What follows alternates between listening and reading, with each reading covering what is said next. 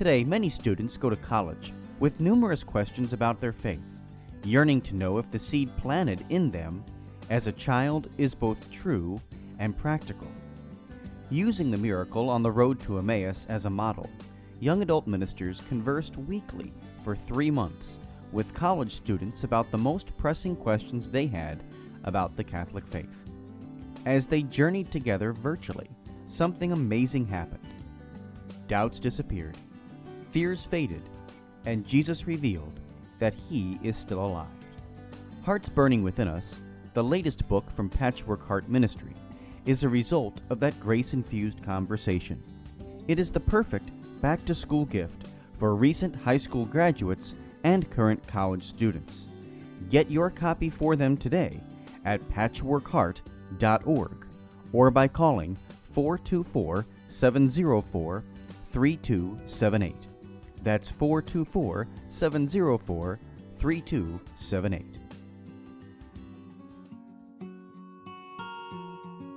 The St Raymond Nonnatus Foundation, in partnership with Patchwork Heart Ministry and Fiat Ministry Network, presents a podcast for families in crisis. Hi, and welcome to a podcast from the St Raymond Nonnatus Foundation for Freedom, Family, and Faith. My name is Anne DeSantis. I'm the director, joined by the president of the St Raymond Nonnatus Foundation, Mickey Kelly, for our Beatitudes Series. This is our Families in Crisis podcast series on our YouTube channel, which is Philly Nonnatus. Mickey, welcome again to our podcast. Hello again, Anne. We're back at it once more. We're back at it once more. And the first one that we did was that very first Beatitude. And on this one, we're going to talk about the second one, which is, blessed are those who mourn, for they shall be comforted. And of course, those Beatitudes were Jesus' Sermon on the Mount. And they're really lessons for all of us for living, for growing closer to Him and to doing His will. And to be honest with you, in finding happiness in our lives.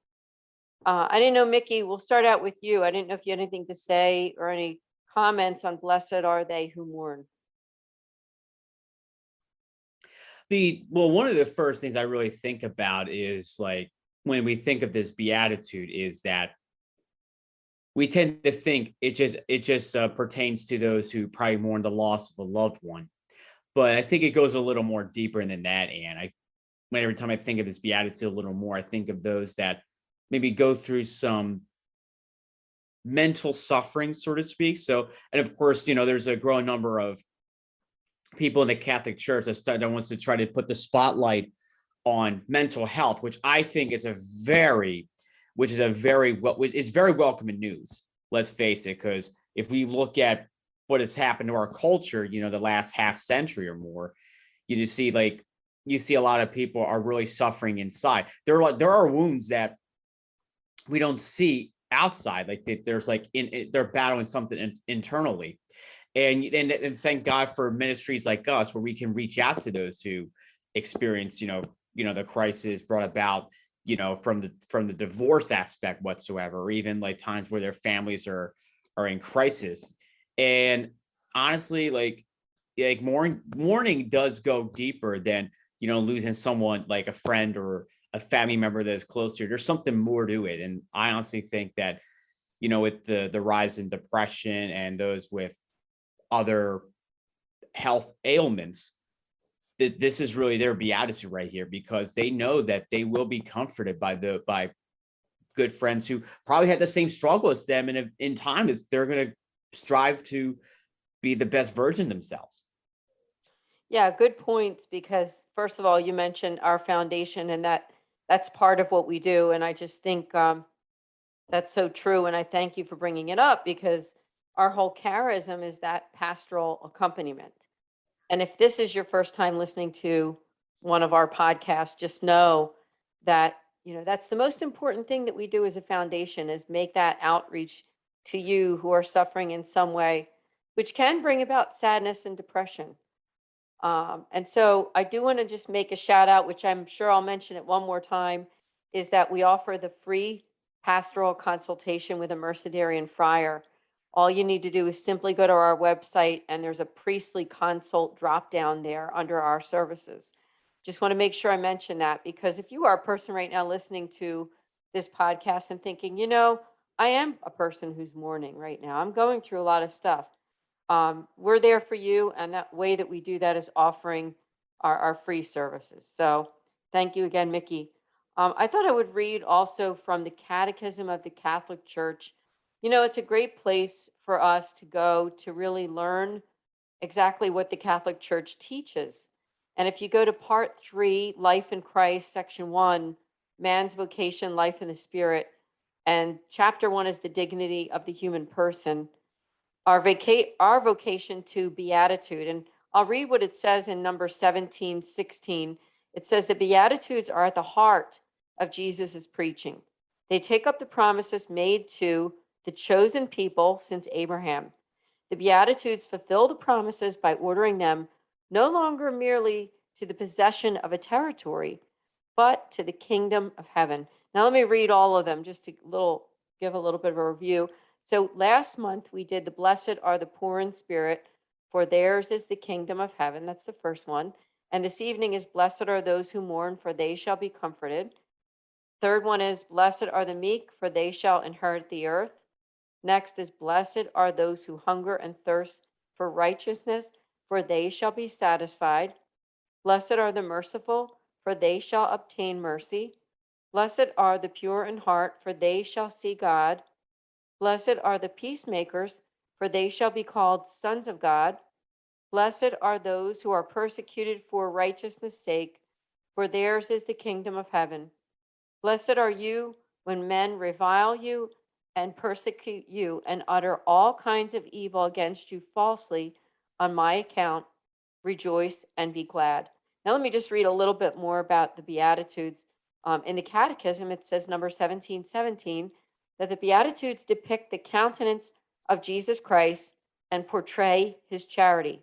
They express the vocation of the faithful associated with the glory of his passion and resurrection. They shed light on the actions and attitudes characteristic of the Christian life. They are the paradoxical promises that sustain hope in the midst of tribulations. They proclaim the blessings and rewards already secured, however dimly, for Christ's disciples. They have begun in the lives of the Virgin Mary and all the saints. Now, we're taping this in December of 2021, and I'm sure that somebody's listening to this way beyond that, because our podcasts are always on demand. You can listen to them way later on, but we're in the Advent season right now. And they're mentioning the Blessed Mother. We just celebrated the other day, when we're taping this, the Immaculate Conception. Of course, that is the fact that Mary was conceived without sin. But on top of that, later on, Mary gave her yes, didn't she? She gave her yes to God. And we give our yeses, don't we? We do give our yeses every single day of our lives. And I think that when we give our lives to Christ, we're faced with these Beatitudes, and we're faced with mourning, because let's face it, in our world, there's suffering, isn't there? And when we're not afraid to suffer with those who are depressed, lonely, suffering, sad, condemned, whatever it is, we're going to feel some kind of sadness. But what the Lord is promising us in this beatitude is that we shall be comforted. So. Yeah, I completely agree with you on that one, Aunt, because like I said, like I've made the point in my opening statement about this podcast is, if we look at some of the saints in the church, you look at Saint Philomena, Saint Dymphna, you look at Saint Therese, Saint Teresa of Calcutta. Every single one of them, they suffered mentally. Even Saint John Paul the Great, he went through some mental trials when he lost very close family members and even friends. And but in the end, each and every one of them offered it to God. And also, like, at the time of this taping, we were approaching the third Sunday of Advent, and the theme of that week is joy. They chose joy over sadness, and every Catholic that does choose joy, they engulf the world around them with the flame of love. Yeah, I mean, think about that, the flame of love, because love isn't afraid to confront suffering, is it? It is, isn't it? It's not. It is not afraid to could go over to someone who's depressed, rejected, marginalized, lonely, on the fringes. And when we're Christians, when we are living as disciples of Christ, we're going to be called to reach out to the lonely. We're going to be called to reach out to those who feel not part of the rest of society for whatever reason.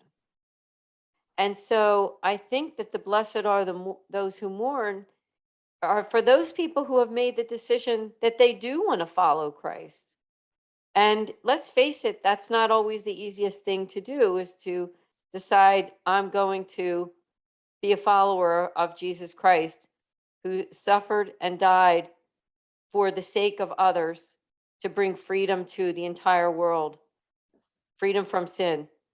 And so when we do that, we're also going to face that human suffering, I believe. And there's a little bit more if we take a look in the Catechism. But before we do that, Mickey, I didn't know if you had anything else to say on what I just spoke of regarding the suffering. Well, we look. I would also say too, like, the mental suffering, but there have been people that physically suffer for most of their lives. Like, one story I remember hearing about is there was this police officer in New York that he was actually shot. He's actually shot during a line of duty to the point where he was paralyzed from the neck down, and he actually chose to forgive the person that shot him, and the two of them wound up doing speaking tours together about the theme of forgiveness and mercy.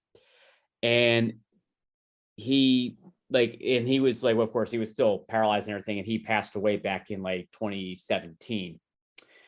And then if we also look at some of the people that maybe lose a limb, or if they had a life-changing experience, that probably have them lose the ability to walk or do this and that, and maybe they get a little upset because they're used to be so active doing this, and now they're like, slowing down. But let's face it, I mean, the fact that most of them just still keep going and going, it really says a lot.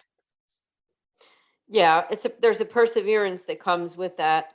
And I really believe that perseverance is through the Holy Spirit, because when you see some of the physical and even mental, psychological suffering that some people have been through, it's only really through God that they're able to continue. And so thanks for bringing that one up. Now, I want to mention also in the Catechism, I said before you were ready to speak the last time around, is that desire for happiness is in the Catechism 1718. The Beatitudes respond to the natural desire for happiness. The desire is of divine origin. God has placed it in the human heart in order to draw man to the one who alone can fulfill it. We all want to live happily in the new human race. There's no one who does not ascend to this proposition even before it is fully articulated. How is it then that I seek you, Lord? Since in seeking you, my God, I seek a happy life, let me seek you so that my soul may live, for my body draws life from my soul, and my soul draws life from you. God alone satisfies. I mean, I think it's good for us to take a look at what the Catechism says about the Beatitudes, because what they come down to is happiness, right? It's that desire to feel happy. But you brought up the term joy, and I think that that's much more important than fleeting happiness that we can get in this life, because what the Beatitudes can give us, and even when you look at that second one, the blessed are those who mourn, for they shall be comforted. What the way that I would interpret that, as I said before, is that willingness to be a disciple of Christ, even to a point where you're not afraid to confront human suffering and comfort others, right? That's a job of all of us. It's the job of all of us to comfort those who are suffering, those who are feeling alienated or marginalized. And that's certainly what we try to do with the foundation. But if you've suffered, you know, aside from your own ministry or aside from your own living out your baptismal call, if you're suffering because of some event that happened to you, or the death of a spouse or a loved one, or a parent, a child, a job loss. I mean, there's all kinds of things that bring about that mourning, and we do want to address all of those. But I just certainly want to say to all of you listening that God is with you, and that better times are ahead. Now, as Catholics, we know we don't have a prosperity gospel, do we? We don't have a gospel that says that, we'll always have enough money in the bank, or that life will be perfect, or that we'll never be hurt again, because sin exists. And, until the second coming of the Lord, we are always going to see and experience the sin of both ourselves and other people. So I think it's my understanding that what causes that sorrow that we have, the sadness, is the fact that there is still sin in the world and that we still are confronting it every day. So, Mickey, I didn't know if you had any words of wisdom on that part. Well, and I think you really touched on something right there. I feel like a lot of suffering really has to do to the fact that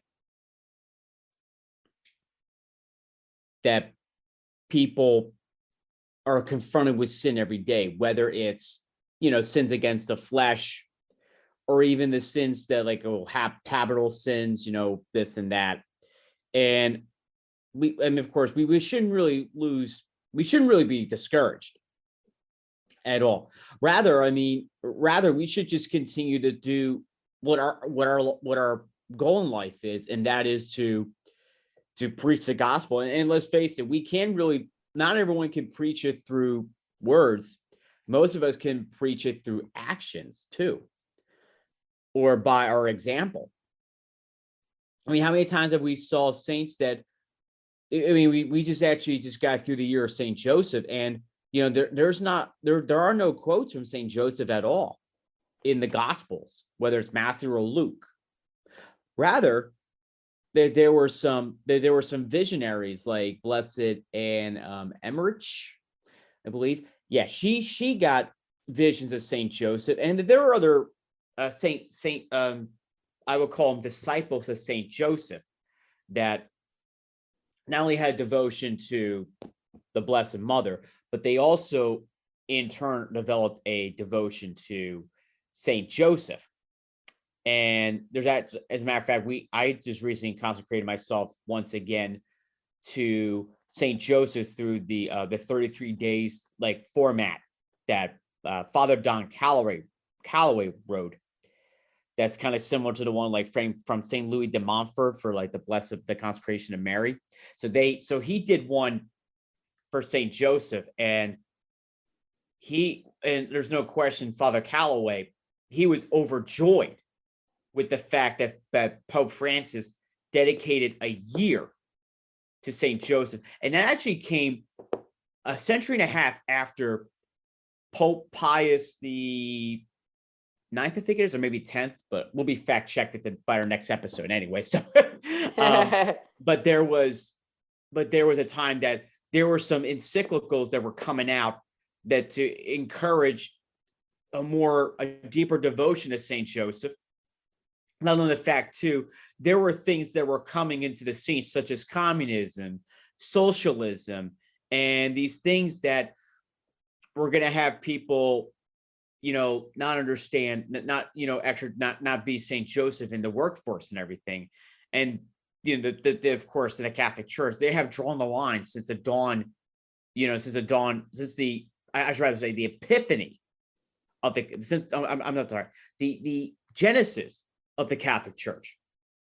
I mean, let's face it. I mean, let's face it, you have high unemployment rates, you have inflation, you have this and that.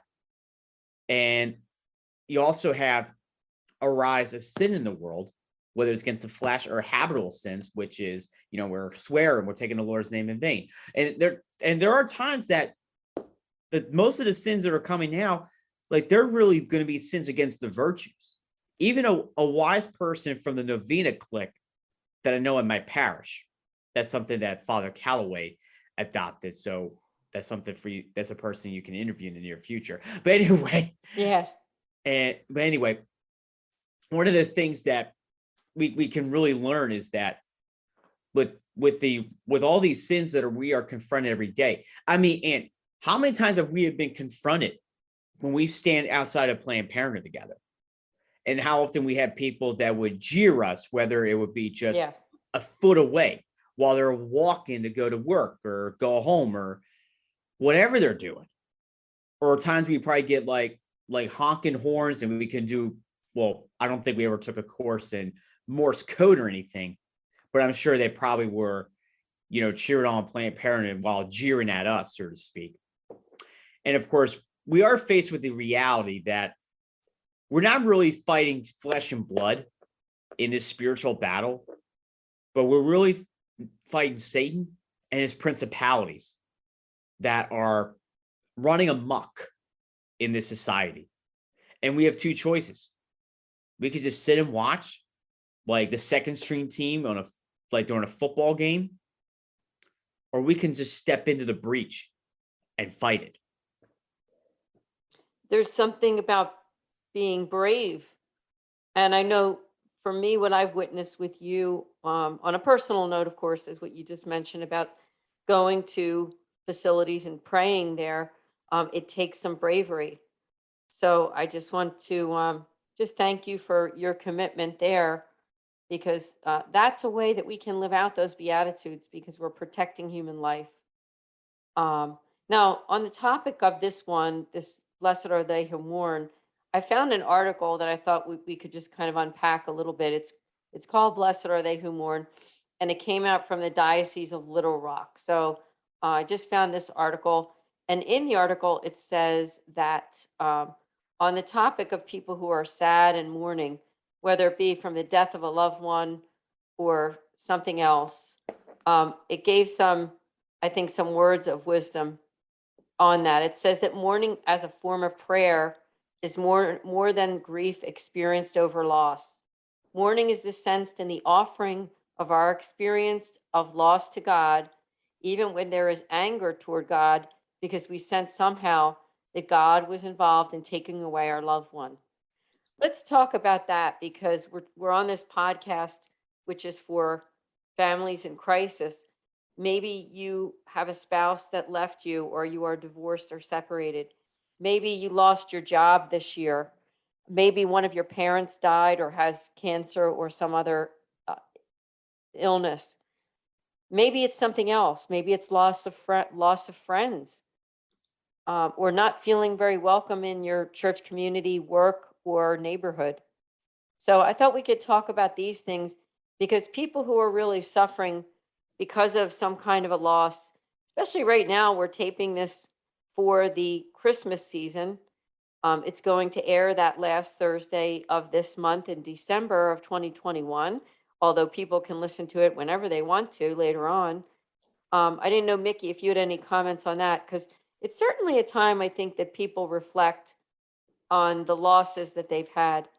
And I just want to say to those people, don't give up, because God is with you no matter what.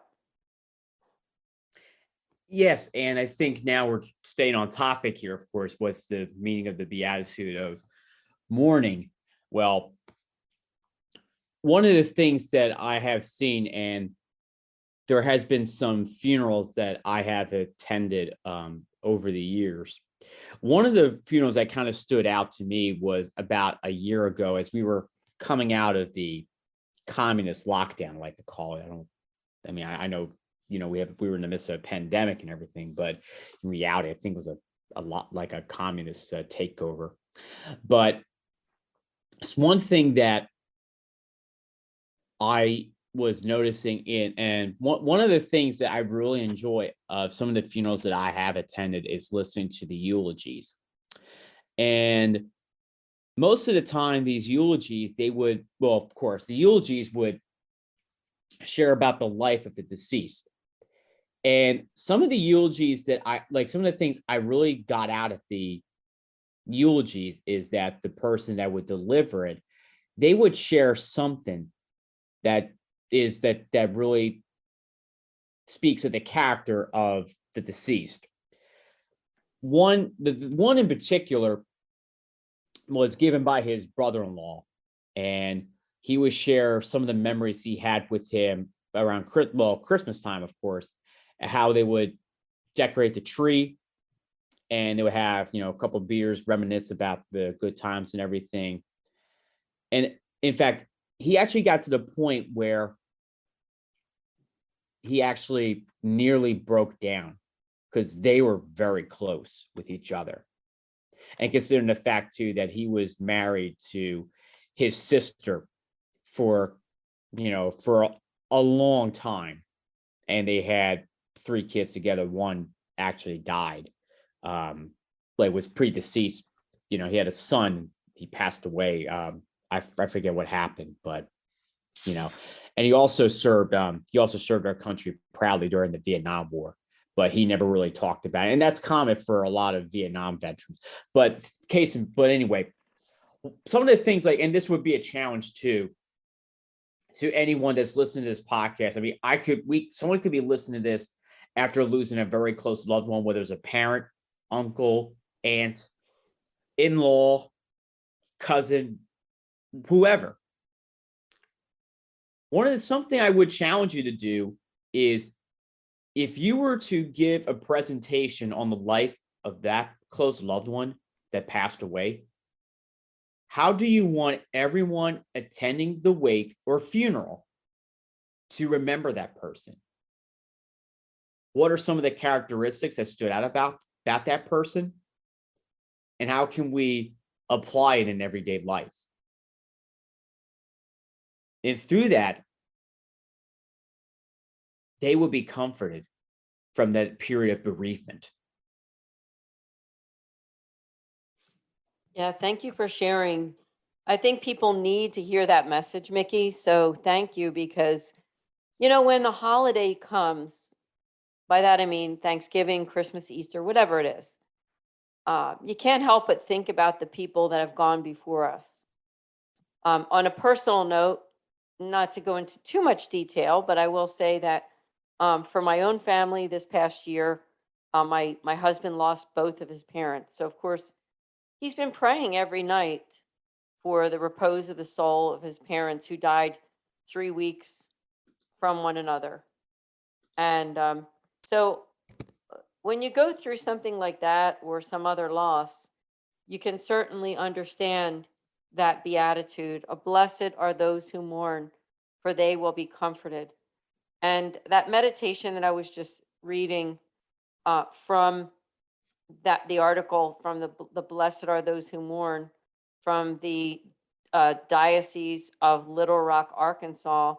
I'll just read it again because I think what it offered is something very important. It says that mourning as a form of prayer is more than the grief experienced over a loss. So I guess what I want to mention to you who are listening is that if you have gone through some kind of a loss, whether it is, as Mickey said, the loss of a parent, an uncle, an aunt, a cousin, a child, sometimes a good friend, a neighbor, a brother, a sister, I mean, the list goes on. Just know that mourning that you have is a sign of love, and that your tears, your depression, the feelings of loneliness, of sadness, are a form of a prayer to the Lord. So don't give up. The Lord is with you, And I just want to say that God hasn't given up on you.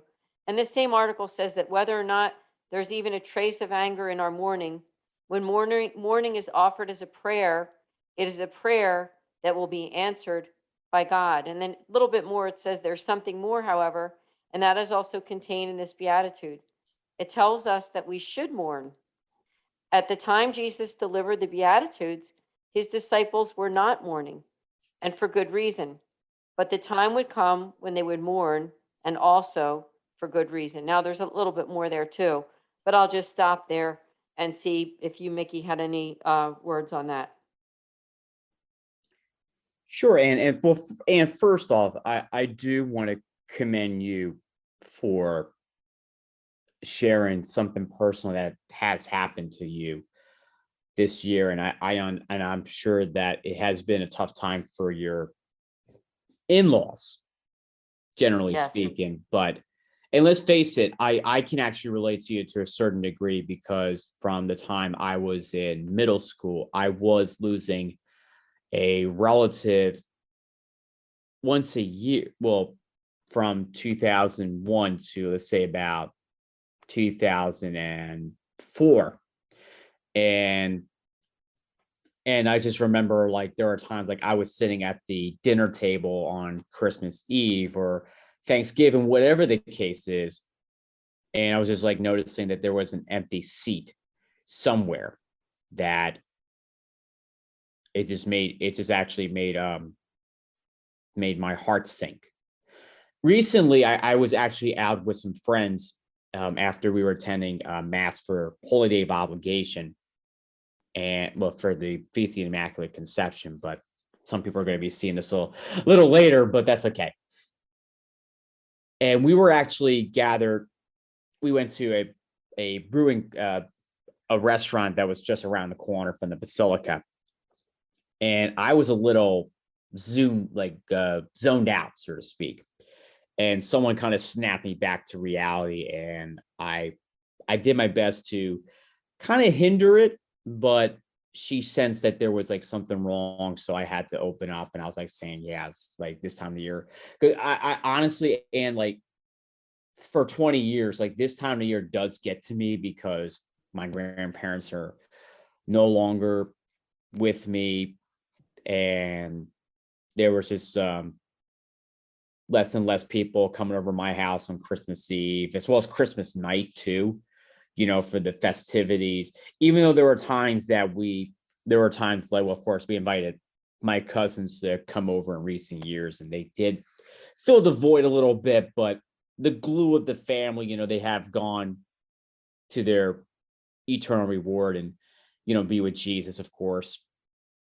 But I think one of the things that I've really learned is that they are with Jesus, and they're cheering you on from heaven, to fulfill God's will in life. And they don't want you to mourn forever. Let's face it.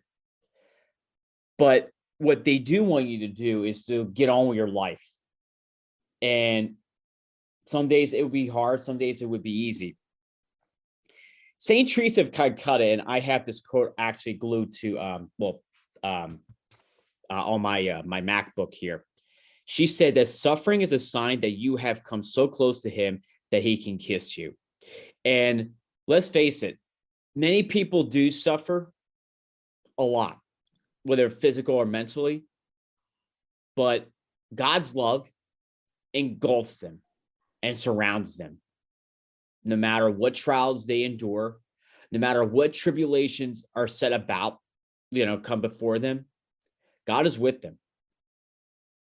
And also too, every time I'm like tempted to, to cry or whatever, over the fact that they're not there, I just have to, take a step back and just, pray for them, or even offer a mass for your loved one. And I have done this for quite some time at my parish. I've had a mass said, usually on either their birthday or the anniversary of when they passed from their earthly life. So one of the things like I would say is share some good memories you have of that person that's no longer with you. And just remember that they are with you. You just don't see them. Yes, that's right. They are with you, you just don't see them. And what you said about the perseverance of life, because when we think about generation after generation of good lives that were lived and passed on, the baton was passed on to people like you, Mickey, to live a good life, and you are. And for those who are listening, same thing. So although you might feel mourning, God is by your side. I want to read a little bit more, if I could, from the Blessed Are Those Who Mourn. It says, and so it is, we continue to live our lives in Christ as those who both mourn and rejoice, with good reason for both. Our mourning, however, if it is both prayerful and biblically rooted, will not just be mourning for our personal losses. We are called to mourn together as Christians. We are called to do this communally and liturgically in penitential rites during Lent. We continue to grieve for our participation in human sinfulness, the sinfulness that sent Jesus to suffer and die on the cross. That's a good point. You know, we have losses that we've suffered, whether it be a loss of a loved one, a divorce, a separation, the ending of a friendship, or something else, or a job loss.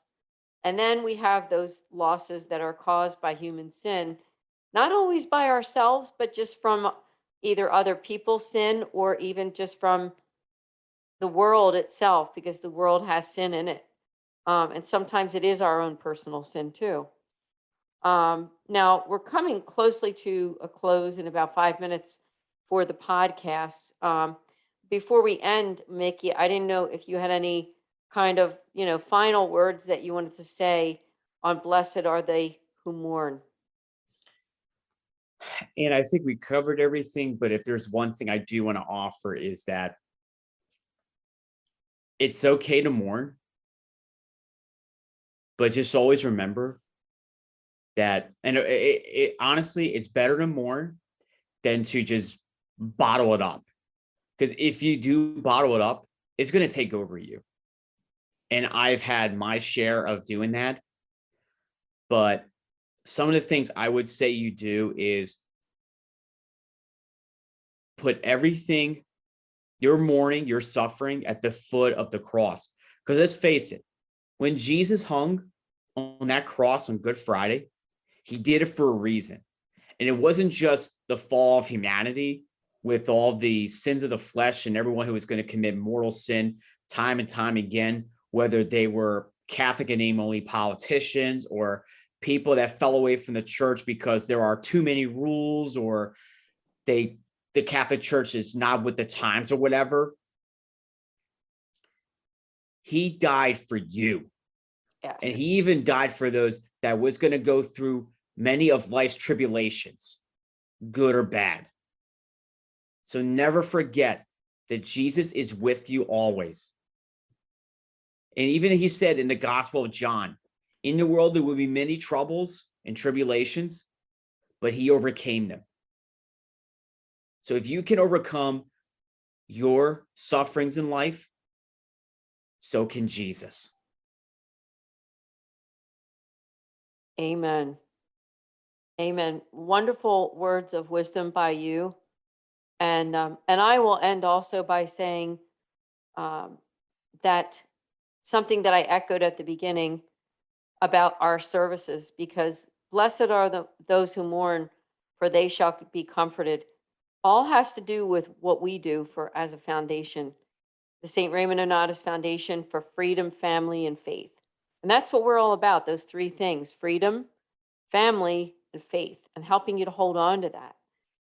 And don't ever let, life circumstances or your own grieving disconnect you from your faith. We're here for you. The church cares. We are the church, and we are here to walk with you side by side accompany you on the journey. So be sure that you make friends with us. I think what sets us apart as Foundation is that we offer that one-to-one personal consultation with a Mercenary and Friar. The Mercenary and Friars are the ones who founded us, and their charism is that willingness to give their lives for those in danger of losing their faith. If that's you, you're in the right place, right? You're in the right place. So I just want to thank you again, Mickey. Thanks for joining us for this podcast. Thank you, Anne, for having me. Everyone, we will see you all next month for the Beatitudes Series. We'll do the third one, the last Thursday of every month, but our podcasts are on demand. I want to thank our friends with Patchwork Heart Ministry and Fiat Ministry Network for streaming this podcast. God bless everyone and have a blessed Christmas season. Thank you for listening to this podcast. For more information about the St Raymond Nonnatus Foundation, visit nonnatus.org or email director.srnf@gmail.com. Did you enjoy this podcast? Listen to other podcasts from Patchwork Heart Ministry by following Patchwork Heart Radio wherever you listen to podcasts. Today, many students go to college with numerous questions about their faith, yearning to know if the seed planted in them as a child is both true and practical. Using the miracle on the road to Emmaus as a model, young adult ministers conversed weekly for 3 months with college students about the most pressing questions they had about the Catholic faith. As they journeyed together virtually, something amazing happened. Doubts disappeared, fears faded, and Jesus revealed that He is still alive. Hearts Burning Within Us, the latest book from Patchwork Heart Ministry, is a result of that grace-infused conversation. It is the perfect back-to-school gift for recent high school graduates and current college students.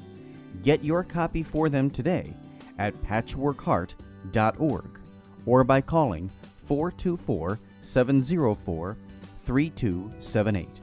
That's 424-704-3278.